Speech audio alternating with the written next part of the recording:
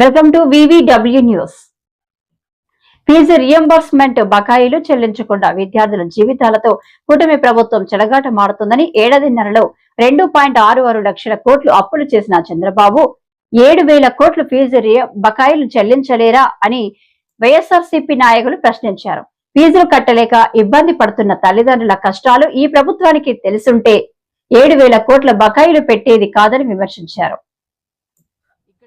ఆంధ్రప్రదేశ్లో రాజ్యాంగ పాలన జరగట్లేదు, హిట్లర్ పాలన జరుగుతుంది. రెడ్ బుక్ పాలన ఈజ్ ఈక్వల్ టు హిట్లర్ పాలన.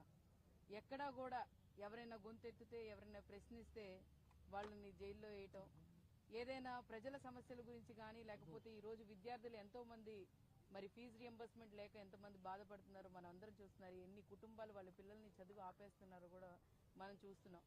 దానికోసం ఈరోజు మరి అందరు కలిసి తాడేపల్లిలో ఎడ్యుకేషన్ డిపార్ట్మెంట్ దగ్గరికి వెళ్ళి ఒక ధర్నా ఇచ్చి దాని తీవ్రత ఎంత ఉంది, ఈ ఆంధ్రప్రదేశ్ రాష్ట్ర ప్రజలు ఎంత ఇబ్బంది పడుతున్నారు, పిల్లలు ఎంతమంది చదువులు ఆపేస్తున్నారని చెప్పి చూపించడానికి ధర్నా చేపడితే, మరి అక్కడ నిరసన తెలిపితే అక్కడ పానుగుంటి చైతన్య అలాగే స్టూడెంట్ వింగ్ సంబంధించిన ప్రతి ఒక్కరిని కూడా కొంతమందిని మరి వ్యాన్లో ఎక్కించుకొని అక్కడ పోలీస్ సిబ్బంది వచ్చి, అంటే వాళ్ళు ప్రశాంతంగా చేస్తుంటే అక్కడికి వాళ్ళ దగ్గరకు వచ్చి వాళ్ళని అందరినీ తీసుకొని వెళ్ళి పొద్దున్న నుంచి సాయంత్రం దాకా తిప్పి మరి 12:30కి జడ్జి దగ్గర సబ్మిట్ చేసి, మరి అక్కడ ఉన్న కేసులన్నీ చిన్న చిన్న కేసులే, అందరినీ నాన్ బెయిలబుల్ కేసెసే ఉన్నదాన్ని కూడా ఈరోజు తన్ని రిమాండ్లో పెట్టడం నిజంగానే మరి ఏ పాలన ఈ కూటమి ప్రభుత్వంలో ఉన్న చంద్రబాబు నాయుడు గారు కానీ, లోకేష్ గారు కానీ, పవన్ కళ్యాణ్ గారు కానీ బాధ్యత వాళ్ళు తీసుకోరంట.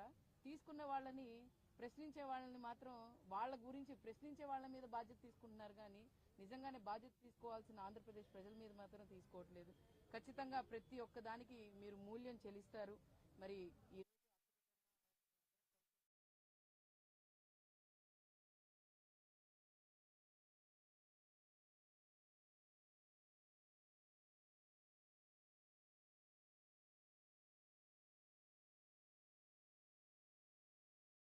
రాష్ట్ర విద్యార్థి సంఘం అధ్యక్షుడు పానుగంటి చైతన్య గుంటూరు జిల్లా జైలులో నిర్బంధించినటువంటి పరిస్థితుల్లో మేమందరం కూడా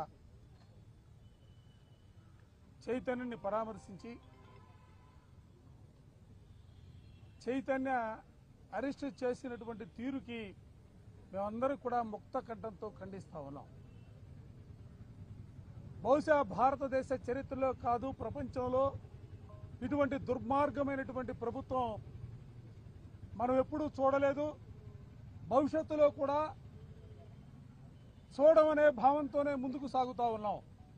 ఎందుకంటే ఎవరైనా ప్రశ్నల మీద, సమస్యల మీద ఈ ప్రభుత్వాన్ని ప్రశ్నిస్తే ఆ ప్రశ్నించినటువంటి గొంతుల్ని నొక్కాలని, ఆ గొంతుల్ని నులిమివేయటానికి చేస్తున్నటువంటి వాళ్ళ ప్రభుత్వ పోకడల్ని ఈరోజు ఈ రాష్ట్రంలో ఉన్నటువంటి ప్రజాస్వామ్యవాదులందరూ కూడా గమనించమని చెప్పిన ఈ సందర్భంగా కోరుతా ఉన్నాం. పానుగంటి చైతన్య ఏ నేరం చేశాడని మీరు వాళ్ళ జైల్లో పెట్టారు?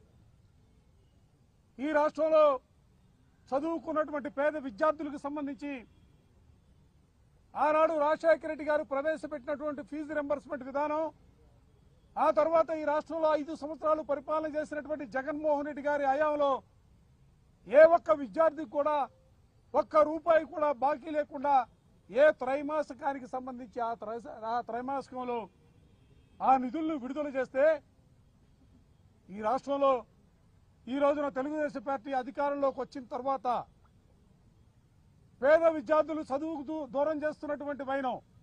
ఎందుకంటే ఇవాళ ఫీజు రింబర్స్మెంట్ ప్రభుత్వం ఆ నిధులను చెల్లించుకుంటే కాలేజీలోకి రానివ్వటలా, ఎగ్జామ్స్ రాయనివ్వటలా, హాల్ టికెట్ ఇవ్వట్లా, మరోపక్క కోర్సు కంప్లీట్ అయిన వారికి ఆ సర్టిఫికెట్లు ఇవ్వనటువంటి పరిస్థితులు కళ్ళకు కట్టినట్లుగా కనిపిస్తూ ఉంటే ఆ విద్యార్థుల పక్షాన, పేద విద్యార్థుల పక్షాన విద్యార్థులకు న్యాయం చేయండి.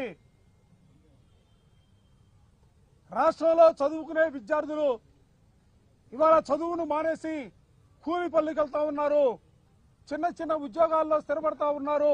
ఎందుకంటే భవిష్యత్తు కోసం తమ కుటుంబాలను ఇబ్బంది పెట్టకూడదు, తల్లిదండ్రులను ఇబ్బంది పెట్టకూడదనే ఆలోచనతోనే ఇవాళ వాళ్ళు విద్యకు దూరం అవుతున్నటువంటి పరిస్థితులు ఉన్నాయి. కాబట్టి ప్రభుత్వం స్పందించాలా. ప్రభుత్వాలు మారినప్పుడల్లా విధానాలు మార్చుకోవడం కాదు. ఎందుకంటే ఏ ప్రభుత్వం అధికారంలో ఉన్నా డాక్టర్ బిఆర్ అంబేద్కర్ గారు చెప్పినట్టుగా ప్రతి ఒక్కరూ చదువుకోవడానికి అవకాశం కల్పించాలా, ప్రతి ఒక్కరికి వైద్యం అందుబాటులో కల్పించాలా.